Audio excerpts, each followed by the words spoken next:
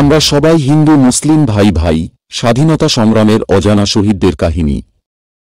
স্বাধীনতার ইতিহাস মানে শুধু রাজনীতি নয়, এটি রক্ত, ত্যাগ আর ঈমানের ইতিহাস।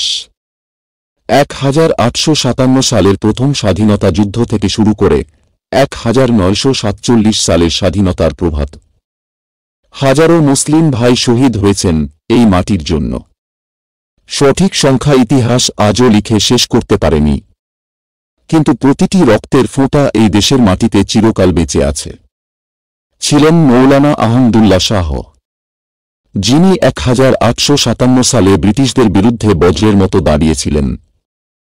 শেষমেশ গুলিবিদ্ধ হয়ে শহীদ হন, রেখে যান সাহসের ইতিহাস। ছিলেন আশফাকুল্লাহ খান, যিনি কাকরি বিপ্লবের মাধ্যমে স্বাধীনতার স্বপ্ন দেখিয়েছিলেন।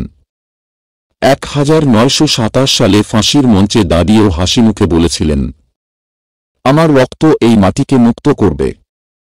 ছিলেন শায়খুল হিন্দ মৌলানা মাহমুদুল হাসান, যিনি শুধু মুসলিমদের নয়, সবার স্বাধীনতার জন্য লড়েছেন। বছরের পর বছর ব্রিটিশ কারাগারে কাটিয়েছেন, কিন্তু স্বপ্ন হারাননি। এই লড়াই শুধু মুসলিমদের ছিল না, এটি ছিল হিন্দু মুসলিম, শিখ খ্রিস্টান সবাইয়ের একসাথে কাঁধে কাঁধ মিলিয়ে লড়াই। কারণ স্বাধীনতা কারো একার নয়, এটি আমাদের সবার অধিকার।